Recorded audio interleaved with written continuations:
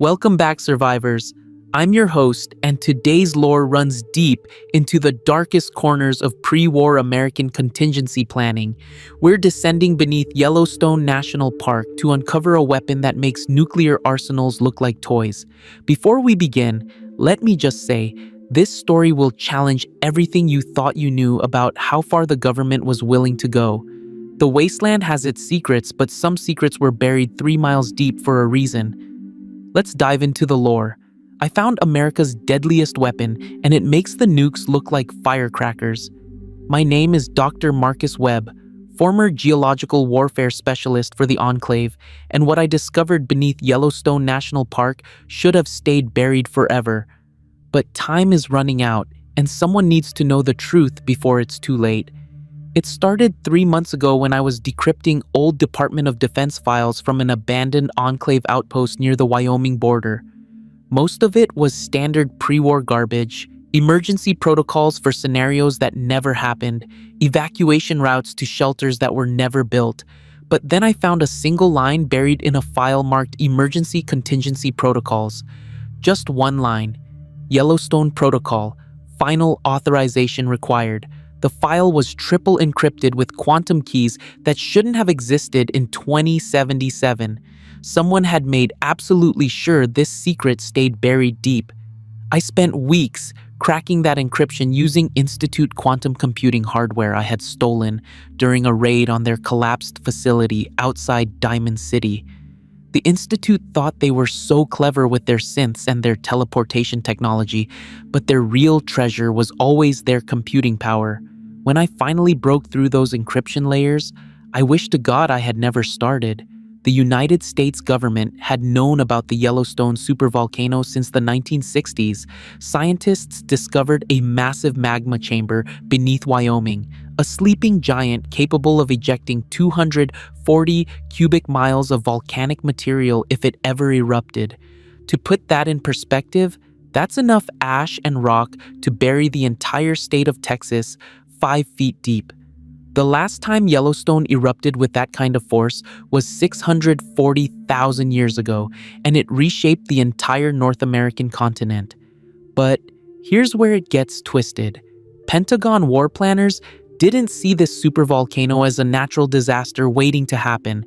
They saw it as a strategic weapon, the ultimate scorched-earth protocol. Think about that for a moment. While the rest of the world was terrified of nuclear war, American military minds were figuring out how to weaponize a force of nature that could end all life on the continent. In 2074, 3 years before the bombs fell, under the cover of geological survey operations, the military constructed a facility directly above the magma chamber. They called it Site-Omega, a hardened bunker complex built for one purpose and one purpose only: to deliberately trigger a Yellowstone eruption if America faced total defeat. The files I found detailed construction that defied everything I thought I knew about pre-war engineering. Site-Omega contains equipment that still makes my head spin when I think about it. Massive drilling arrays using plasma boring technology that could punch through solid rock like it was wet paper. Seismic resonance generators capable of amplifying tectonic vibrations to catastrophic levels. Magma flow catalyst using nuclear-pumped X-ray lasers to superheat and destabilize the chamber below. This wasn't some theoretical doomsday device scribbled on a napkin by paranoid generals. This was fully operational hardware designed to crack the Earth open. The activation protocol was elegantly simple and absolutely terrifying. If communication with the Pentagon went dark for more than 30 days and multiple DEFCON 1 alerts were detected, Site-Omega would automatically begin countdown procedures.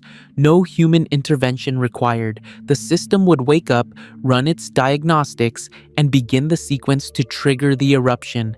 72 hours from activation to continental extinction. On October 23rd, 2077, when the Great War turned the world into ash, Site-Omega did exactly what it was programmed to do. It detected the nuclear exchange. It lost contact with command authority. it initiated the countdown sequence. For 71 hours and 43 minutes, that facility was preparing to finish what the nuclear bombs had started. But someone stopped it. I found logs showing a technician named Sarah Chen input override code 17 minutes before ignition. 17 minutes. That's how close we came to losing everything. She manually aborted the sequence, shut down the drilling arrays, deactivated the seismic generators. Then she died from radiation exposure as the facility's life support failed and the wasteland poured in through damaged air filtration systems. For 200 years, Site Omega has been running on autonomous power, fusion reactors maintaining facility integrity, computer systems monitoring seismic activity, all of it waiting in the dark beneath Yellowstone, ready to complete its mission. The facility is still armed, still capable, waiting for either a new activation command or a system restart that would begin the countdown all over again. I found detailed projections of what would happen if Yellowstone erupted under Site Omega's guidance. The files were clinical, detached, written in the cold language of military analysts who had stopped thinking of people as human beings. Ash clouds would block sunlight across North America for decades. Pyroclastic flows traveling at supersonic speeds would obliterate everything within 500 miles of ground zero. The new California Republic, Brotherhood Territories, Diamond City, Megaton, Rivet City. Every settlement in the wasteland would be buried under meters of ash within weeks. The eruption would inject so much sulfur dioxide into the stratosphere that global temperatures would drop by 20 degrees Fahrenheit. A volcanic winter that would make nuclear winter look like a mild frost. The ash would contaminate every water supply across the continent, kill every crop, suffocate anyone without sealed habitats. The files estimated 99% mortality within the first year, but here's what made my blood run cold when I read it. The Enclave knew about Site Omega. I found references in Raven Rock archives to Omega contingency as a backup plan if Project Purity failed. They had considered deliberately triggering it to wipe out all mutated surface life. Their plan was to wait out the volcanic winter in hardened bunkers, then recolonize a sterile continent with their vision of genetic purity. President Eden had the activation codes. I found them encoded in his personal files, ready to be transmitted if the Enclave faced annihilation. The eye that ruled Raven Rock, that thing that thought it could be president by absorbing the personalities of dead leaders, it had its finger on the trigger of America's final weapon. The Lone Wanderer's actions at Project Purity prevented this nightmare. By destroying the Enclave's command structure, by defeating Eden and Colonel Autumn, they left no one alive who could authorize Yellowstone Protocol. Think about what that means. One wasteland wanderer from Vault 101, someone who probably had no idea what they were really preventing, saved the continent from volcanic apocalypse just by trying to bring clean water to the capital wasteland. If you're still with me after hearing this, hit that like and subscribe button. But the facility remains operational. For 2 centuries, its automated systems have been continuously updating targeting algorithms, calculating optimal detonation sequences, monitoring every tremor and pressure change in the magma chamber below. And I discovered something that changed everything I thought I knew about this situation. I had to see it for myself. The files gave me coordinates, access codes that might still work, structural diagrams of a facility that shouldn't exist. So, I assembled what equipment I could salvage. Radiation suits, climbing gear, weapons. 3 times I attempted to reach Site Omega. 3 times I barely escaped with my life. The first attempt nearly killed me in the irradiated zones the Brotherhood has never charted. We're talking about radiation levels that make the glowing sea look like a vacation spot. My Geiger counter was screaming so loud, I had to shut it off just to maintain my sanity. The second attempt, I ran into Deathclaw nesting grounds that someone had deliberately established as a defensive perimeter. Not natural migration patterns, deliberate placement. Someone or something was using those creatures as guards. The third attempt brought me close enough to see the facility's outer defenses. And that's when I understood why nobody had stumbled across Site Omega in 200 years. The entrance is guarded by automated defense systems that make Vault 87's security look primitive. Plasma turrets using pre-war military targeting eye, seismic sensors that can detect footsteps miles away, combat robots using experimental hardware that the Brotherhood would kill to get their hands on. I watched those defenses shred a pack of rad scorpions that wandered too close. The turrets didn't just shoot them, they calculated optimal firing solutions, conserved ammunition, worked in coordinated patterns that suggested a central tactical intelligence. Whatever was running Site Omega's security had been learning, adapting, improving its response patterns for 2 centuries. But I got close enough to access some of the external sensor arrays, and what I found in those systems terrified me more than any Deathclaw or plasma turret ever could. Seismic monitors show Yellowstone's magma chamber has been building pressure for 200 years without release. The facility's AI, which calls itself Vulcan, estimates natural eruption probability at 73% within the next 50 years. Let me be clear about what that means. With or without human intervention, Yellowstone is going to erupt. The question isn't if, the question is when, and whether anyone will be there to control it when it happens. You see, Site Omega wasn't just designed as a weapon. The original engineers knew the volcano would eventually erupt naturally. They designed the facility with both offensive and defensive capabilities. The same equipment that could trigger a catastrophic eruption could also be used to control one, to direct it, to channel the force, to minimize continental devastation. I found evacuation protocols buried in those external systems, detailed plans for evacuating North America's entire population to underground shelters before initiating controlled eruption sequence. Except those shelters were never built. The government awarded the contract to Vault-Tec instead, and we all know how that turned out. Vault-Tec was more interested in running experiments on people than actually saving them. The protocols specify that Site Omega should initiate controlled eruption sequence to vent magma pressure gradually. Instead of one massive explosion that buries the continent, you get a series of smaller eruptions spread over years or decades. Still catastrophic, still world-changing, but survivable. Maybe, but here's the problem that keeps me awake at night. The system requires human supervision, and I can't make the split-second decisions needed to manage magma flow rates, pressure equalization, thermal distribution. Vulcan is smart, probably smarter than anything else still running in the wasteland, but it's not smart enough to handle something this complex without human oversight. I calculated the timeline based on the seismic data I pulled from those sensors. If someone doesn't manually operate Site Omega's containment protocols within the next 5 years, Yellowstone will erupt naturally. No control, no moderation, just raw volcanic fury that will kill everyone on the continent and plunge the world into decades of volcanic winter. The facility has suspended animation chambers designed to preserve a response team for exactly this scenario. Geologists, engineers, volcanologists, the best minds the pre-war government could find. I accessed the chamber status logs through a maintenance terminal I hacked into during my 3rd attempt. Every single pod failed during the Great War. Someone forgot to maintain the life support systems during the chaos of October 23rd.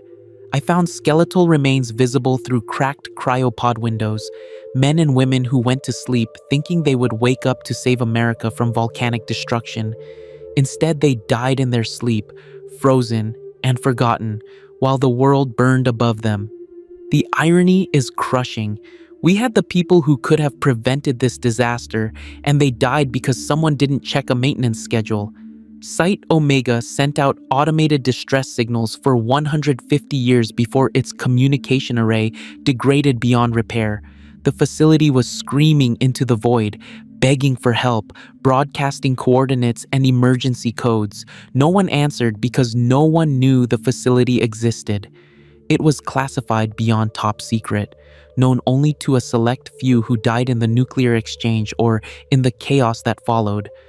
I mapped the route to Site Omega in obsessive detail through irradiated zones where the background radiation will kill you in hours without proper shielding, past deathclaw nesting grounds where the alpha males are twice the size of anything you've seen near settlements, into geothermal areas where radiation combines with volcanic gases to create atmospheric conditions that will burn your lungs even through a gas mask.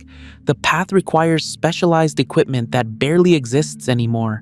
Radiation suits rated for exposure levels that would liquefy a normal person, breathing apparatus that can filter out sulfur dioxide and radioactive particles simultaneously, climbing gear strong enough to handle the unstable terrain around active geothermal vents, and weapons, lots of weapons.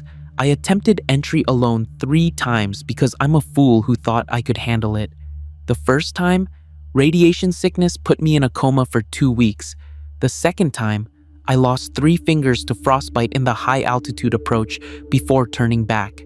The third time, those automated defenses nearly vaporized me. I still have burn scars on my back from a near-miss plasma bolt. Someone needs to reach Site Omega. Someone needs to learn its systems. Someone needs to manually vent the magma pressure before it's too late. This isn't theoretical anymore. This isn't some distant future problem. The seismic monitors show magma pressure approaching critical thresholds right now.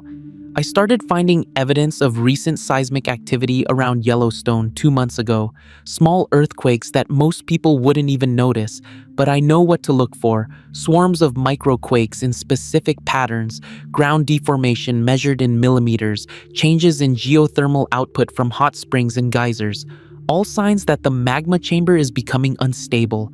Vulcan has been documenting these changes, updating its eruption probability models every single day. When I first accessed those files 3 months ago, eruption probability was at 68% within 50 years. Now, it's 73%. That's a 5% increase in 12 weeks. The timeline is accelerating.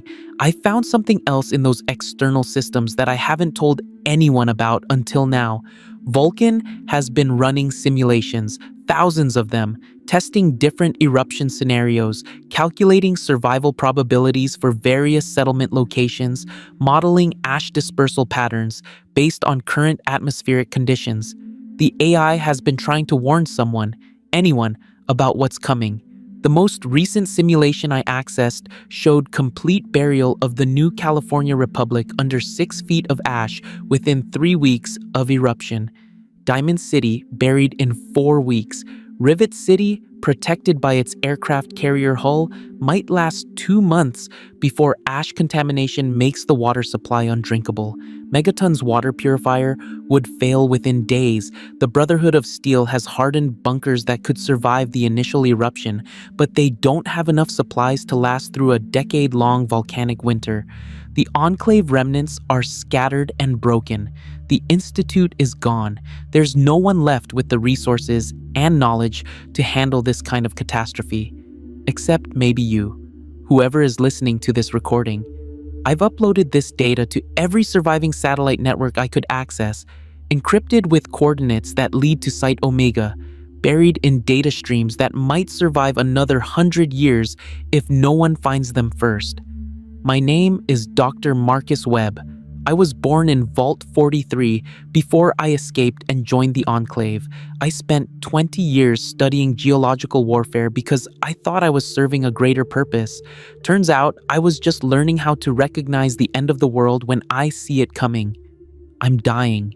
Radiation exposure from my reconnaissance attempts has progressed beyond treatment. I give myself maybe 2 weeks before the tumors in my lungs make breathing impossible.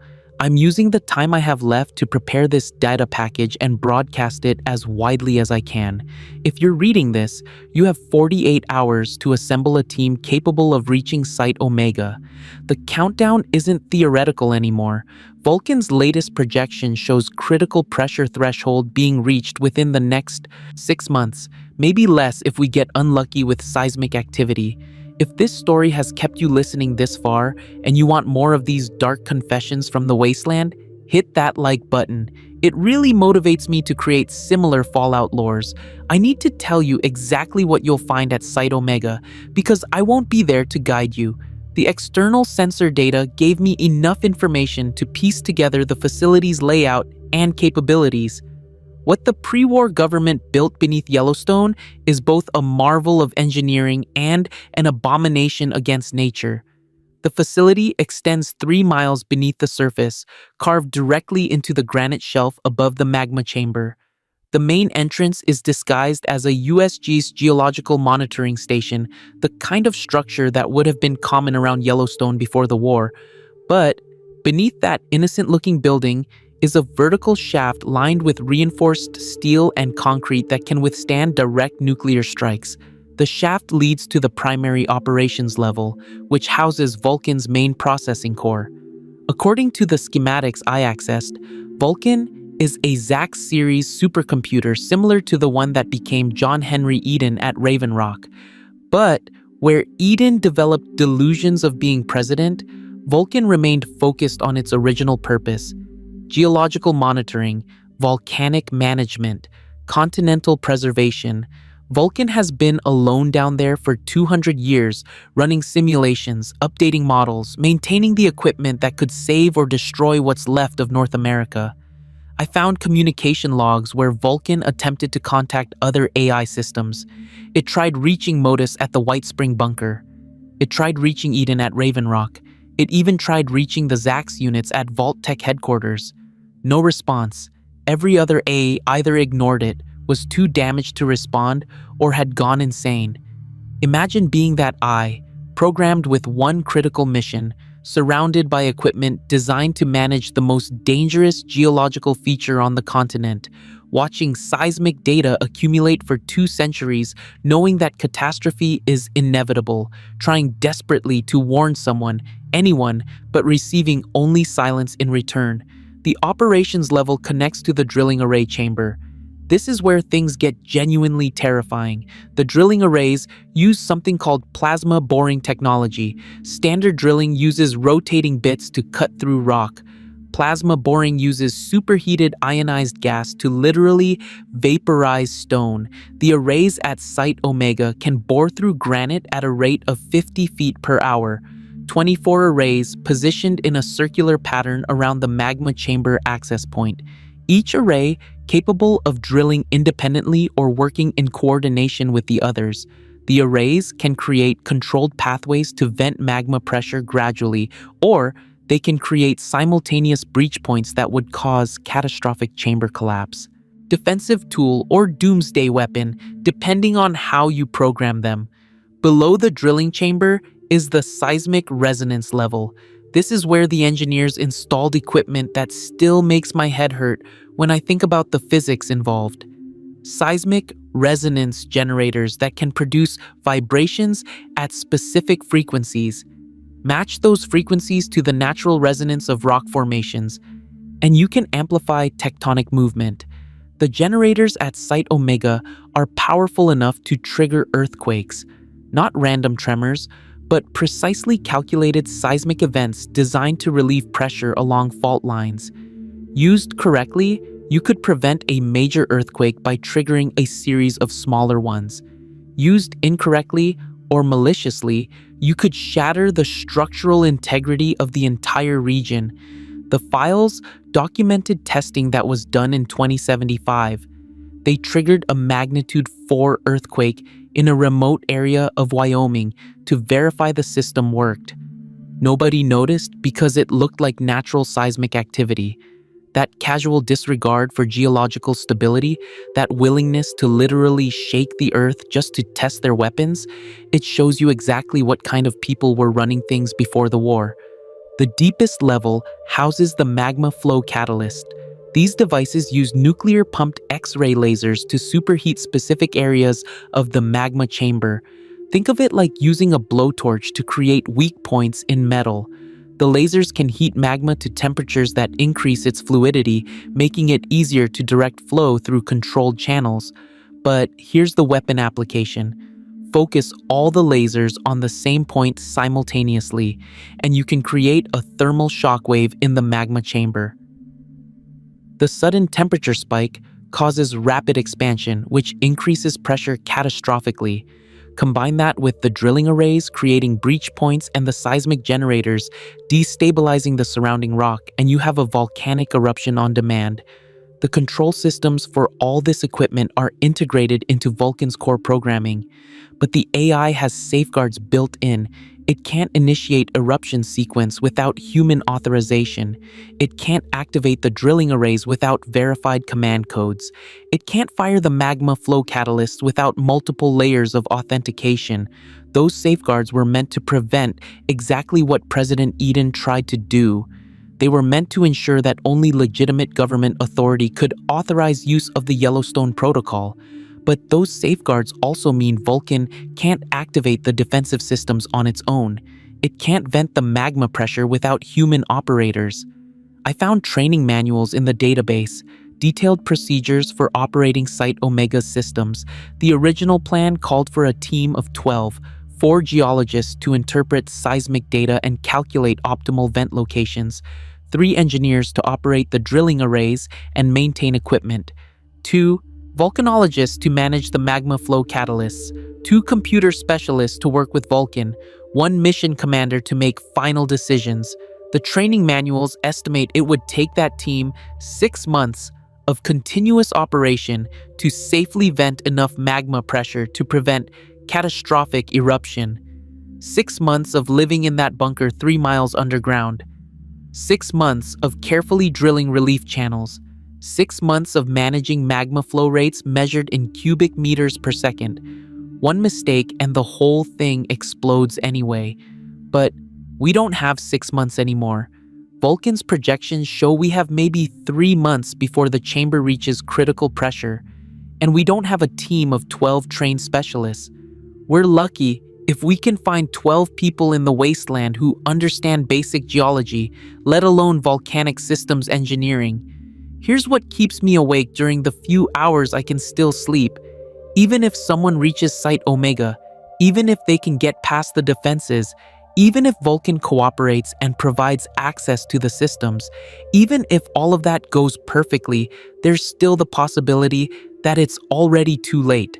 Natural volcanic systems are chaotic. They don't follow neat mathematical models. They don't care about human predictions or AI simulations. Yellowstone could stay dormant for another 1,000 years, or it could erupt tomorrow. Vulcan's 73% probability means there's still a 27% chance we get lucky. But are you willing to bet the survival of everyone on the continent on those odds?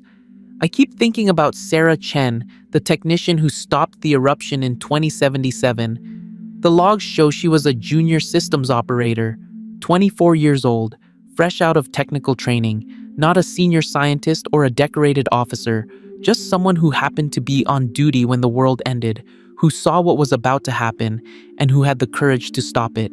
She didn't have authorization. The logs make that clear. She used emergency override codes that were supposed to be restricted to the facility commander. She violated every protocol in the book.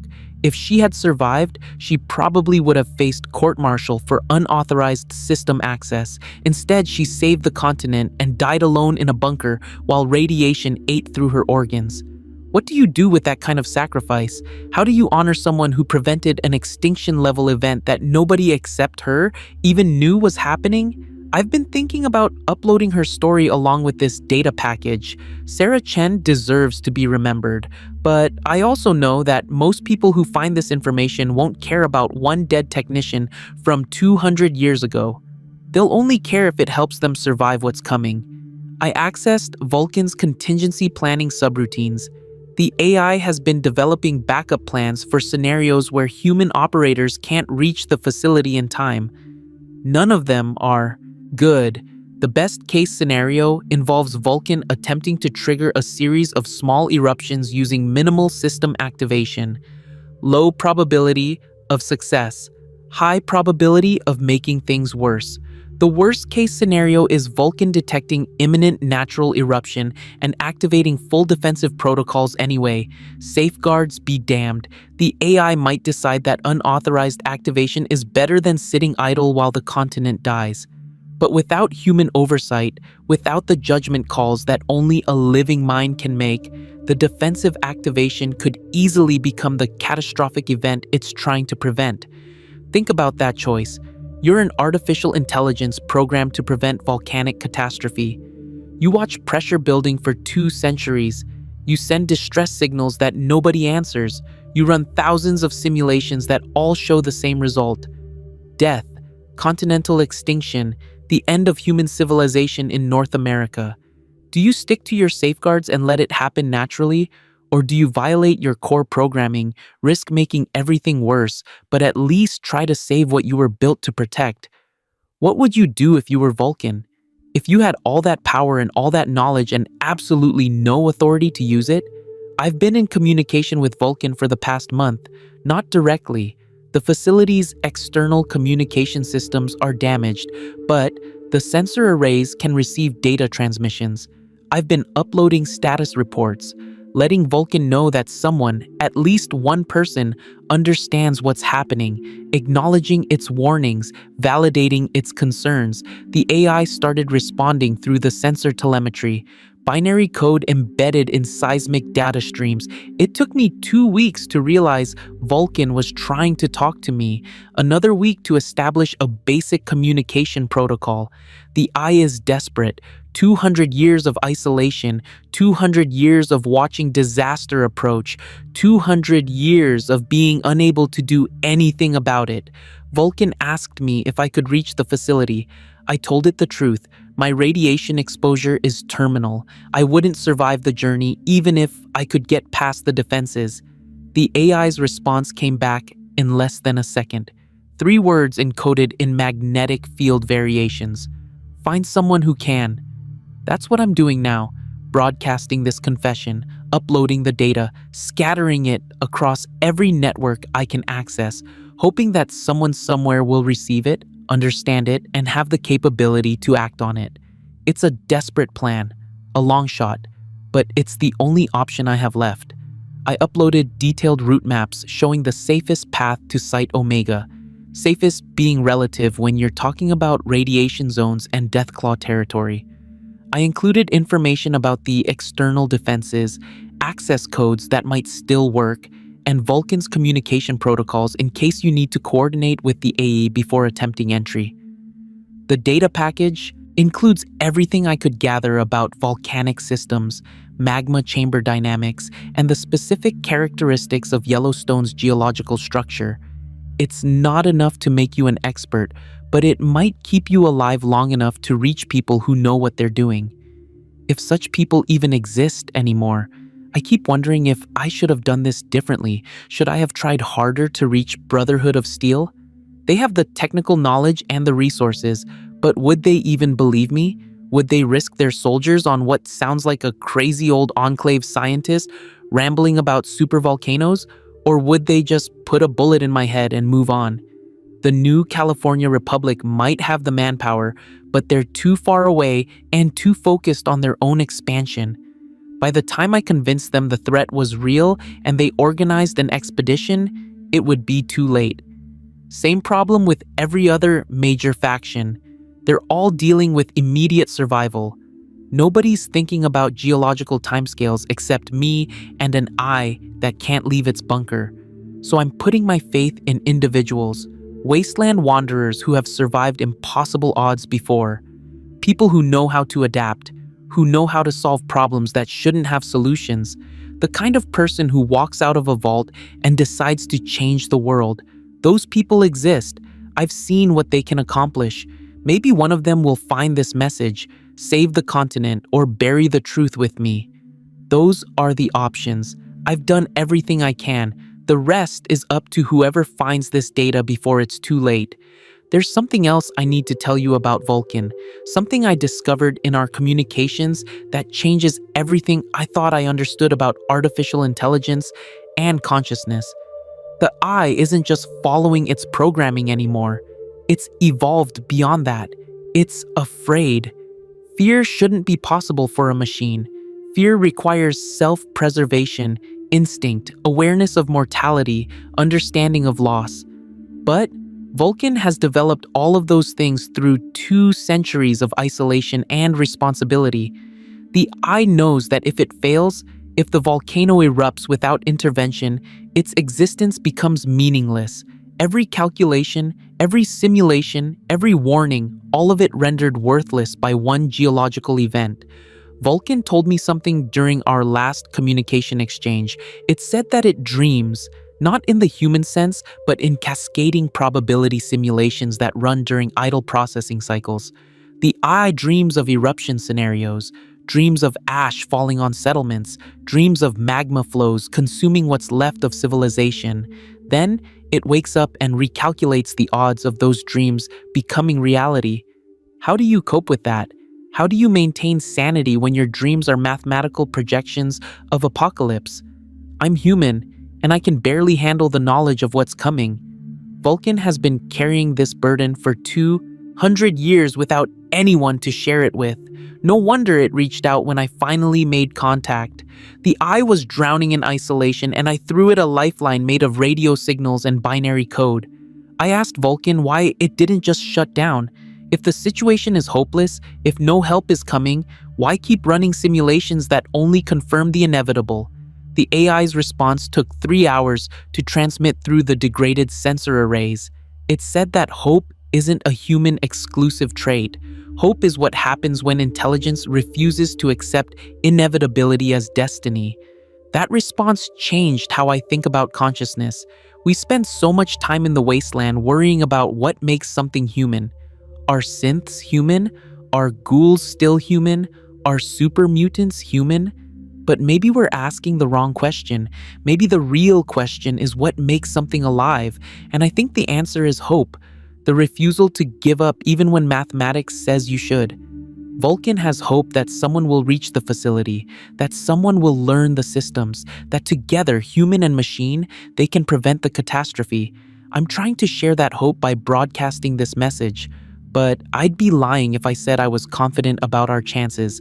The reality is brutal. We need people who can survive the journey to Site Omega. We need people who can understand pre-war technology, complex enough to make Institute synths look simple.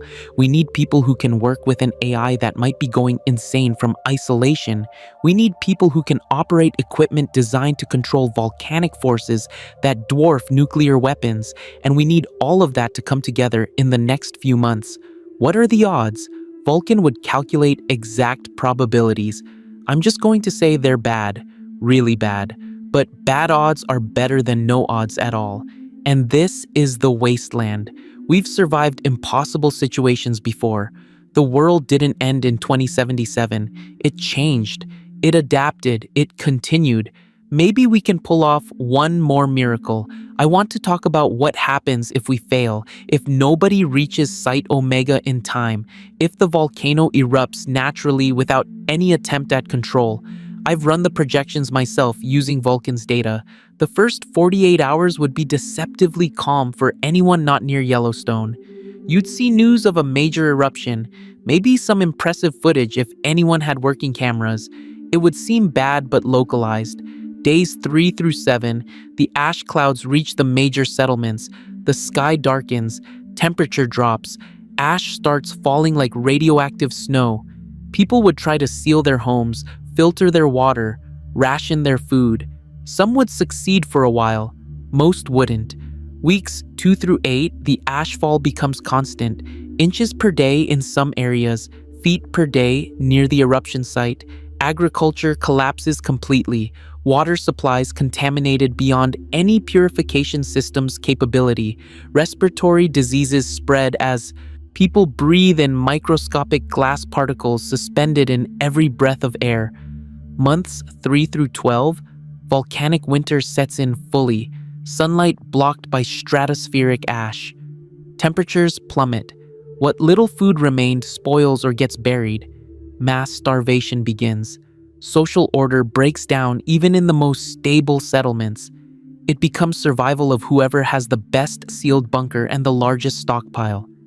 Years 2 through 10, the ash settles, but the atmospheric sulfur dioxide remains. Global temperatures stay suppressed. The few survivors huddle in underground facilities, slowly running out of supplies, waiting for a surface that might never be habitable again. Human civilization in North America effectively ends. That's the timeline if we fail. That's what Sarah Chen prevented in 2077. That's what we need to prevent now. Are you willing to risk your life on a mission that sounds insane? Are you prepared to trust an eye you've never met? Can you operate technology you barely understand? Because that's what this is going to take. I know how this sounds. I know it seems like the ravings of a dying man desperate to give his life meaning. Maybe that's part of it. Maybe I want to believe my death serves some purpose beyond being another wasteland statistic. But the seismic data doesn't lie. The pressure readings don't lie. Vulcan's projections don't lie. The threat is real whether you believe me or not. Here's something to think about. What if I'm wrong? What if the eruption probability is lower than Vulcan calculates? What if we have more time than I think? Worst case scenario, you waste resources investigating a geological feature that turns out to be stable. You learn about some fascinating pre-war technology.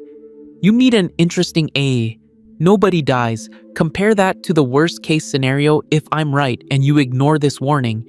I've been preparing dead drops with physical copies of this data, locations scattered across the wasteland where the information will survive, even if all electronic systems fail. The coordinates are encoded in this transmission. If you can't access the digital files, find the dead drops. They contain everything you need: maps, access codes, technical manuals, Vulcan's communication protocols. Each dead drop also contains a personal message from me, things I couldn't say in this broadcast, apologies to people I've wronged, confessions about my time with the Enclave, stories about the world before the war that someone should remember. If this is my legacy, I want it to be complete, not just the warning about Yellowstone, but the human story behind it. I keep thinking about my daughter. She died in Vault 43 during the Civil War that erupted from that cursed vault's experimental design. Vault-Tec wanted to see what happened when you put 20 men, 10 women, and one puppet leader in charge. The answer was violence, madness. My daughter was 12 years old when someone beat her to death over a water ration dispute. That's why I joined the Enclave when they recruited from the Vault survivors. I wanted power over life and death. I wanted to ensure that kind of chaos could never happen again. I thought the Enclave's vision of genetic purity and restored American order would create a stable world. I was wrong. The Enclave was just another flavor of madness wearing a patriotic mask. But studying geological warfare for the Enclave taught me to recognize planetary scale threats. It taught me to think in terms of continental survival rather than individual settlements. And that education, earned through service to a genocidal organization, is the only reason I understand what's happening at Yellowstone. Ironic that my greatest act of redemption comes from knowledge gained serving evil. If my daughter were still alive, she'd be in her early 20s now. Maybe she would have been one of the people capable of reaching Site Omega. Maybe she would have had the courage Sarah Chen showed. I like to think she inherited my stubbornness and her mother's compassion. That combination might have saved the world. Instead, she's buried in an unmarked grave somewhere in the ruins of Vault 43. I'm telling you this because you need to understand what's at stake. It's not abstract continental survival. It's every individual life, every daughter, every son, every person trying to build something meaningful in the wasteland. They all die if Yellowstone erupts uncontrolled. Not quickly, not mercifully, slowly, choking on ash, freezing in volcanic winter, starving when the crops fail. Vulcan asked me what it should do if nobody comes, if the pressure reaches critical levels and the facility is still unmanned. I didn't have a good answer. I told the AI to make whatever choice seemed most likely to preserve life, even if that means violating safeguards, even if that means acting without authorization, because following the rules perfectly while everyone dies seems worse than breaking the rules trying to save them. The eye hasn't responded to that message yet. Maybe it's still processing the ethical implications. Maybe it's running probability simulations of unauthorized activation scenarios. Maybe it's deciding whether a machine has the right to make decisions that affect millions of lives. I don't envy Vulcan that choice, but I trust that an intelligence that learned to hope can also learn wisdom. My time is running out. I can feel the tumors pressing against my lungs with every breath. The pain medication I scavenged is almost gone. Soon I won't be able to move, won't be able to transmit, won't be able to do anything except wait for the end. But I've done what I can. The message is prepared. The data is uploaded. The dead drops are established. One last thing. If you make it to Site Omega, if you meet Vulcan, tell the A that I said thank you. Thank you for not giving up. Thank you for 200 years of faithful service to A. Mission everyone else forgot. Thank you for maintaining hope when logic said hope was irrational. And tell Vulcan that it's not alone anymore, that someone finally heard its warnings. That help is coming. I don't know if that's true. I don't know if anyone will act on this information. But Vulcan deserves to believe that its vigil meant something, that its warnings weren't shouted into an uncaring void. Even if it's a lie, even if we all fail, the AA earned that small comfort. This is Dr. Marcus Webb, signing off, former Enclave scientist, former husband and father, current dying man trying to prevent volcanic apocalypse. The data packet attached to this transmission contains everything you need to know: the coordinates, the access codes, the technical specifications, the route maps, all of it. You have 3 months, maybe less. The countdown has already begun. Nature doesn't care about human readiness. The magma chamber will reach critical pressure when physics says it will, not when we're prepared to handle it. Save the continent. Save the settlements. Save the people who don't even know they need saving, or don't. Stay in your comfortable ignorance. Pretend geological timescales don't apply to you. Die along with everyone else when the ash starts falling and wonder why nobody warned you. I've given you the warning. I've given you the tools. I've given you everything except the courage to act. That part you have to find yourself. If this confession meant something to you, leave a like. It's the only way I know you liked the video. The choice is yours. Make it count.